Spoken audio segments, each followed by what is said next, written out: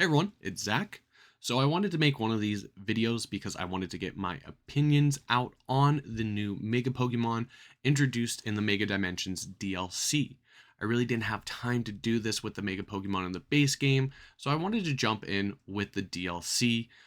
Just to clarify, I usually just play VGC and doubles, so when I talk about whether a mon is good or not, I will be referring to mostly the doubles format. But if they have a niche in singles, let me know in the comments down below. If you enjoy this, don't forget to like, subscribe, hype up the video. I know I'm late to the tier list game for ZA, but I'm still getting this out before Champion, so it might still be somewhat relevant. But let's get started. Let's talk about the Raichus.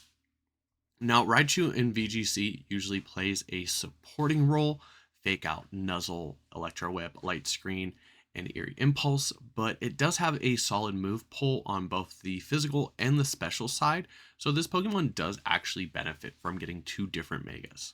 When we look at Raichu X, this is the physical side, and while we don't get an increase in speed, it does get a bit more bulk on both of its defenses, which does help Raichu out because in the past it usually relies on a Focus Sash, being a Fake Out supporter, and losing that Focus Sash with a Mega, it definitely needs more bulk.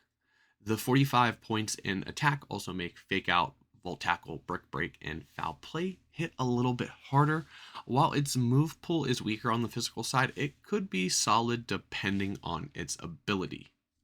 Also, if you haven't noticed by now, I'm not really rating these A tier, S tier.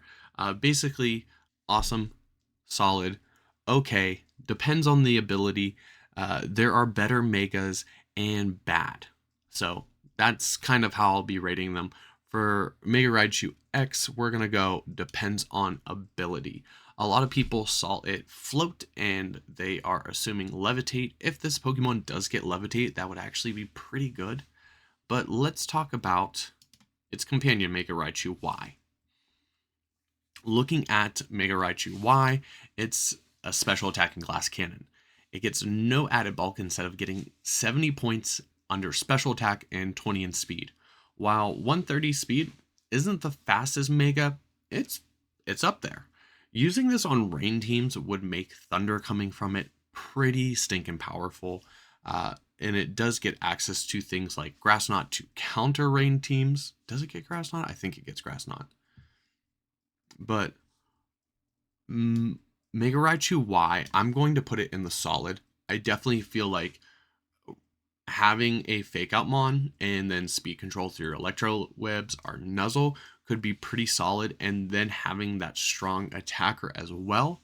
It's just the only problem with these two is that the supporting role to Mega Evolution is kind of a hard transition.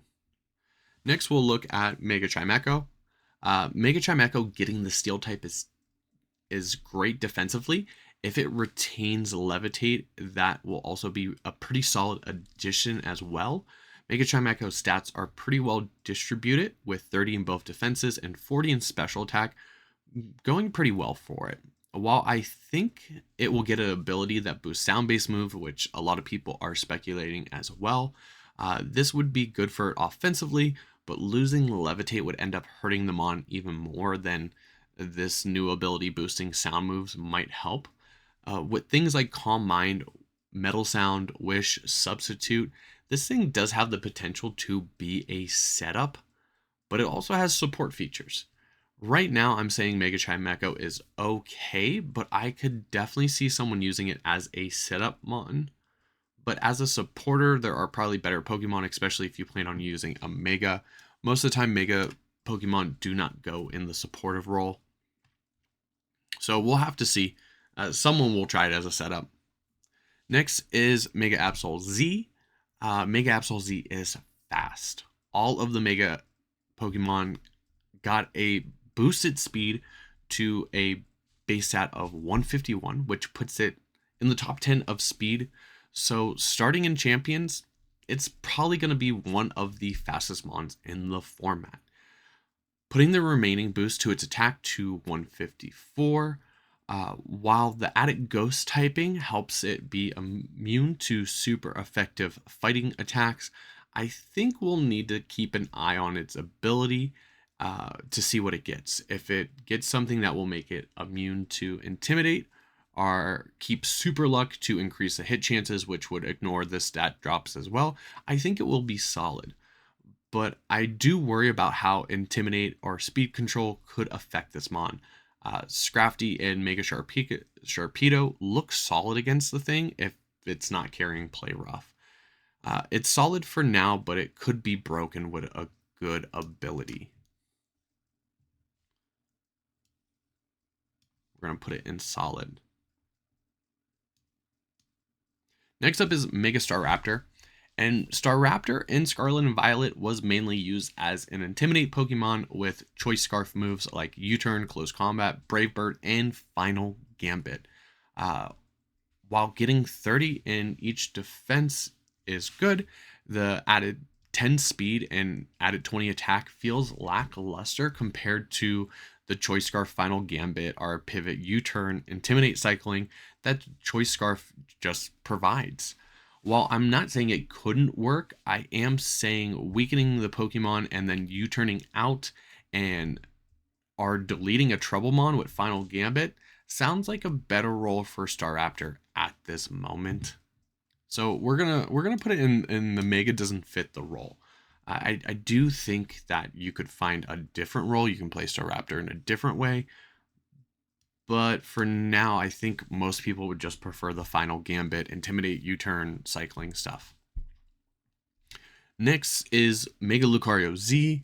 The the Mega Z Pokemon once again are a glass cannon, with Mega Lucario Z being on the special side, while regular Mega Lucario has the potential to be a mix attacker.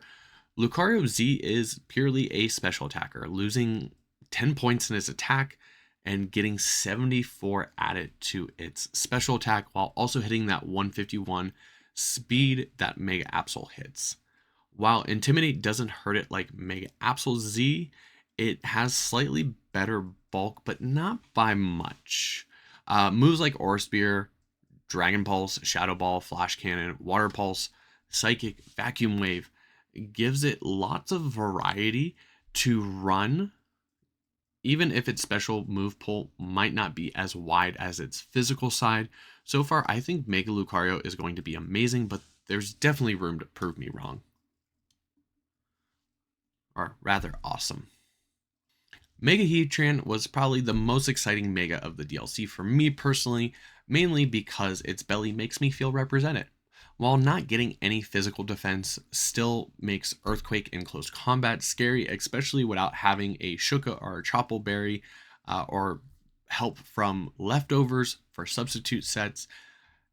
The Mega Heatran gets an added 35 in special defense, bringing it to a 141 and bolstering its special attack from 130 to 175. This feels solid with moves like Magma Storm, Heat Wave, Earth Power, and Flash Cannon. The added 30 points in attack to 120 doesn't feel like a total waste either, knowing that Heatran gets access to things like Heavy Slam, with the added weight from the Mega helping it as well. The loss of 10 speed, bringing it down to 67, makes it a little bit more useful in Trick Room as well. If this thing gets an ability like Earth Eater, like a lot of people are speculating, are coping, this thing could be broken, especially with Clefairy, with Friend Guard, and Follow Me being in the base game of ZA, so we might see it in the Pokemon Champions first format. Right now, we'll have to see its ability, but it's a solid pick. It depends on its ability. I could see this being solid either way, but it could definitely be borderline awesome, almost broken, if it does have an immunity to earth attacks, which with Heatran, its base form would be immune to fire, and then if you Mega Evolve it, it could be immune to ground, which would be a crazy mind game to have to play with Heatran. Next up is Mega Darkrai. Now, Darkrai is the first mon on this list where we don't know if we're actually going to be able to play it in VGC. Of course, in some online ladders later in games' lifespans, we have seen at least one format with mythical Pokemon, but never officially in VGC in a in-person tournament. Since mythicals are now easier to get than it was in the past, which is probably a conversation I'll save for later videos, but I think they might start allowing mythical Pokemon in VGC, especially with them being so widely available in Legends ZA. So for this ranking, I'm going to pretend like Mega Darkrai and other mythical Pokemon will be usable in future formats for Pokemon Champion. Mega Darkrai becomes a tank, gaining 40 in both its defenses, 30 in both of its attacking stats, and losing 40 in speed. While becoming slower does hurt it, it can be usable in Trick Room. But the 85 base speed isn't the best for Trick Room either, but it's not impossible to work with. It does get access to Curse, but I don't see focusing on a physical Trick Room Mega Darkrai being the best choice in all honesty.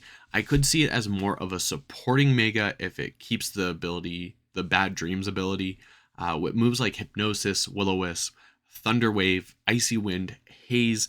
This thing could be a bulky supporter. And that's, in that case, if it is more of a supporting Mega, a Prankster Pokemon would probably be better. Mega Banette would play the Will-O-Wisp role much better, even if it does have less bulk. But I think there are better Megas, even with the added defense that Darkrai gets. So, Mega Darkrai, there are better Pokemon. We could see, though, because bulky Pokemon like Venusaur, its Mega Evolution did very well in the past, so I could see Darkrai, if it's being allowed, I could see just the bulk hitting hard, doing well. Next up is Mega Golurk, and Mega Golurk has the potential to be scary. The base 55 speed does make it a solid Trick Room Pokemon, while the added 25 to both its defenses makes it a solid 105 with 98 or 89 with 89 HP. On top of that, Mega Golurk gets an added 35 points added to its attack, bringing it to 159 and a waste of 15 points in special attack. Even outside of Trick Room, a slow Phantom Force means you're probably dodging an attack as long as you survive the first one. The real thing that makes Golurk scary, though, is actually its base form having access to No Guard. In Legends ZA, Fissure was added to Golurk's possible moves, so if it gets access to No Guard Fissure in Pokemon Champions, Golurk will be very powerful. If this stays true in Champions, but Mega Golurk doesn't keep No Guard, base Golurk will actually be more dangerous. So I'm going to put depends on its ability, because if it still gets access to that No Guard and Fissure, that's scary. A Fissure that doesn't hit. Max out the power points, and you get a chance to click Fissure 8 times. Oh my goodness, could you imagine Golurk or Mega Golurk getting No Guard Fissure next to an Oranguru with Instruct, Trick Room and Instruct?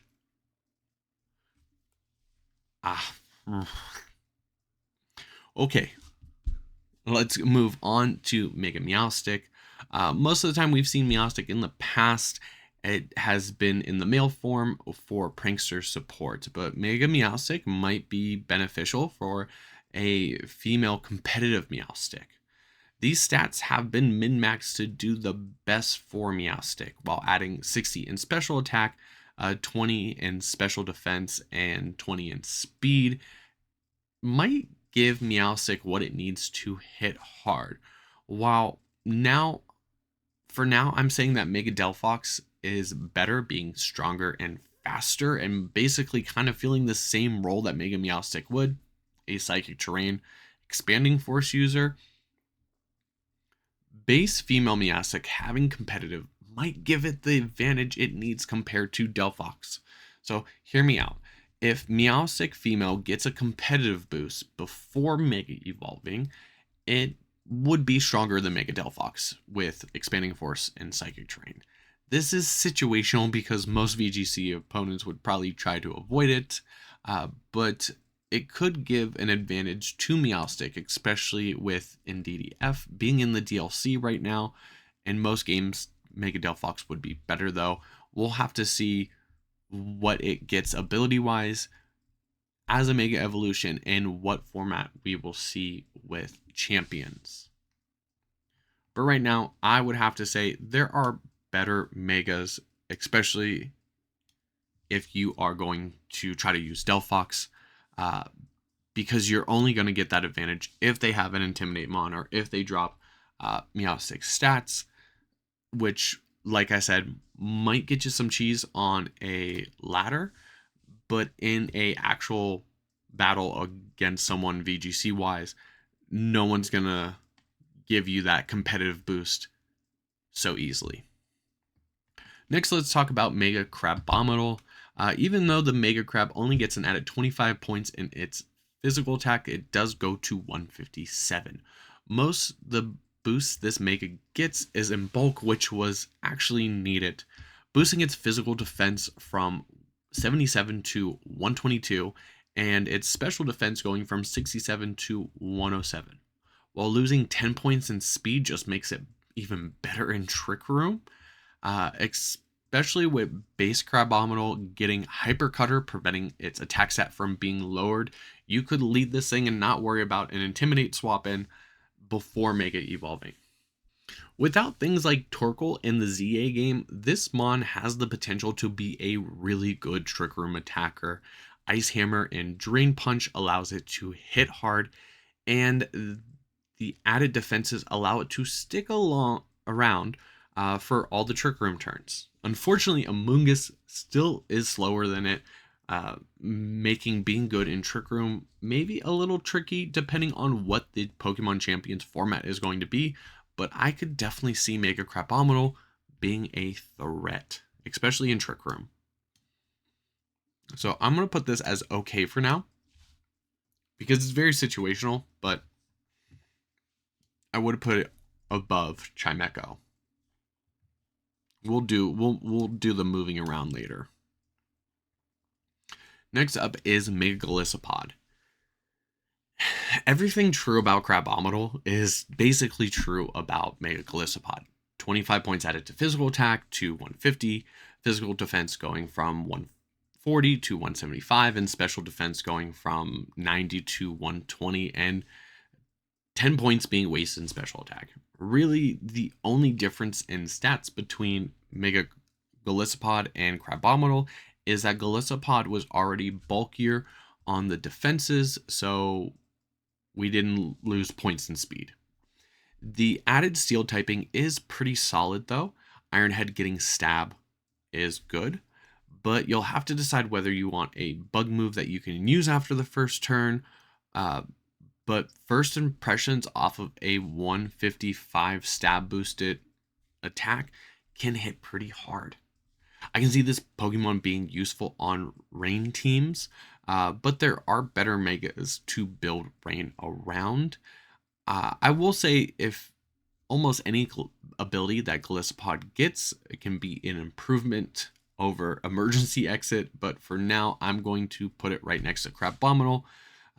But I think one place where Mega Crabominal is better is that when it comes to Golisopod, you probably could use Mega Scizor to better success, even with its less bulk and no access to a water move like Golisopod. For that reason, I'm moving it down to there are better Megas.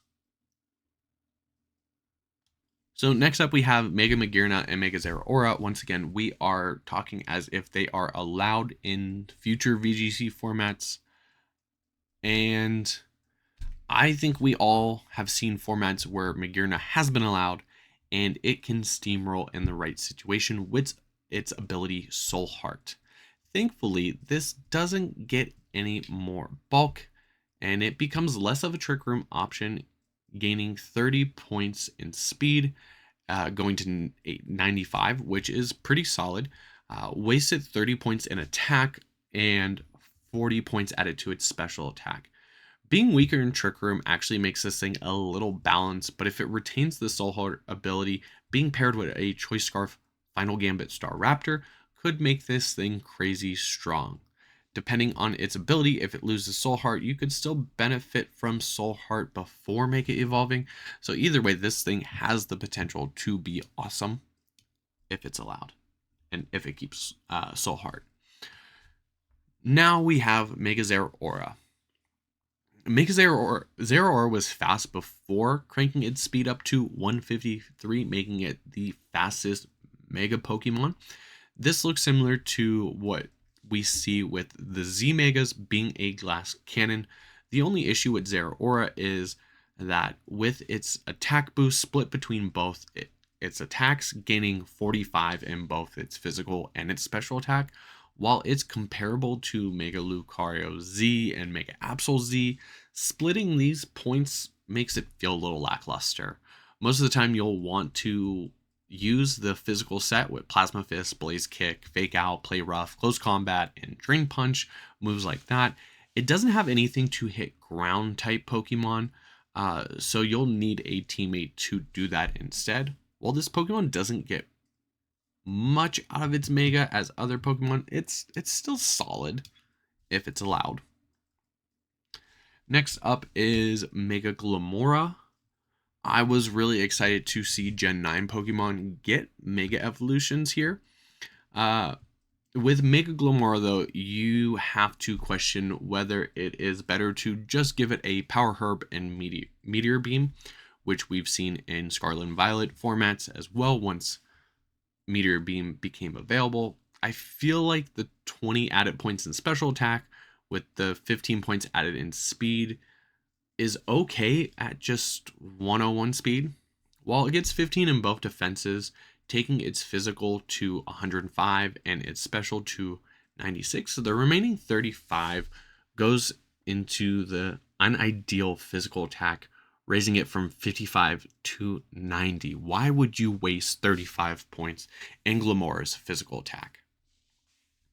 This really hurts Glamora. Like, not getting the one turn Meteor Beam and wasting points into physical attack makes me think that this Pokemon might be better in its base form with the Power Herb. Even as a Toxic Spike spreader with something like an Assault Vest, which was a set that was commonly used before Meteor Beam, or the Focus Sash set, which was used before Meteor Beam.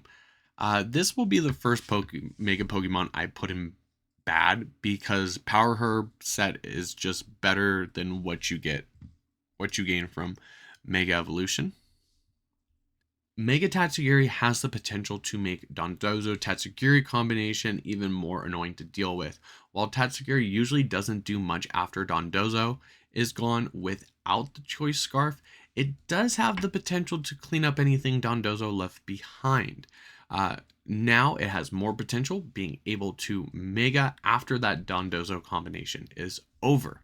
Almost getting a little extra defense with 30 being added to both, and also getting 10 to speed and 15 to both its attacks is actually pretty scary when you see what this thing is capable of with Dondozo beforehand. While it's not much, the potential is there. To actually be dangerous and be a threat after Dondozo is gone is a little scary. So that makes the Dondozo Tatsugiri matchup even harder, where you have to make sure that you can knock out the Tatsugiri in the same turn that you knock out the Dondozo, or else it has a chance to Mega Evolve and be a threat. Especially if Tatsugiri gets a decent ability, since Commando is useless after Dondozo is done. This thing could Mega Evolve and get a brand new ability to work with.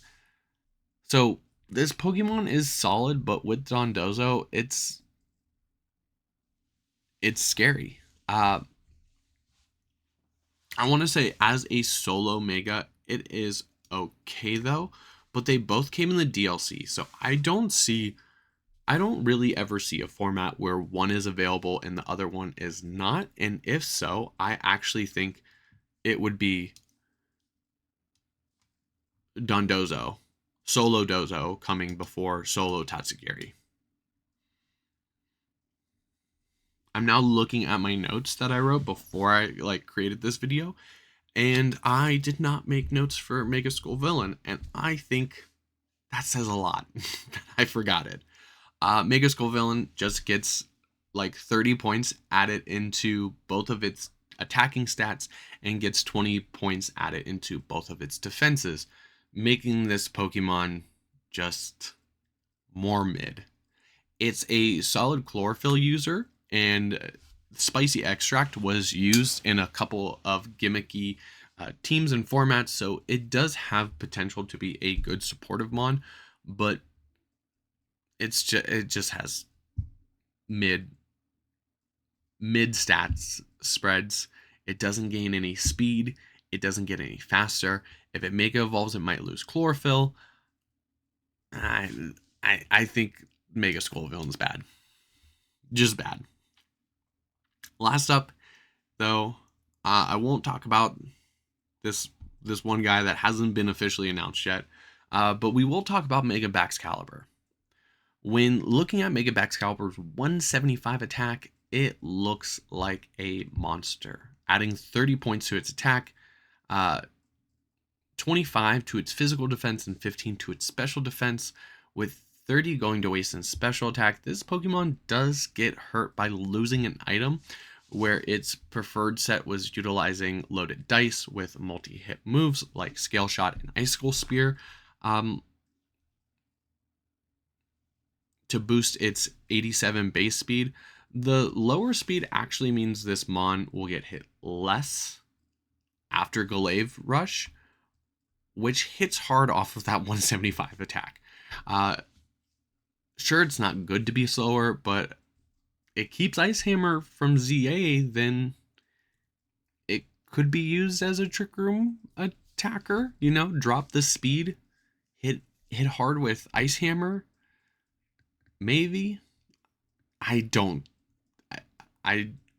know if we'll see Baxcalibur, Mega Baxcalibur being used on Trick Room teams, especially with Ice Hammer.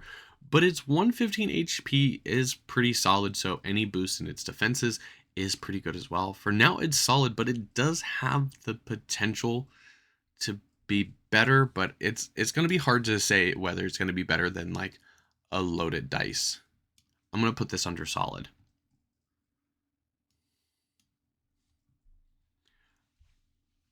I'd have to say at the top of solid, yeah, we'll keep Baxcalibur. I would put Mega Absol Z over Raichu X. And we'll put Zeraora at the bottom because we don't know if it's going to be legal. Okay, that makes sense. Heatran will be the highest based on its ability. There are better Megas. Golisopod is definitely top of that list. But yeah, that's kind of how I see it.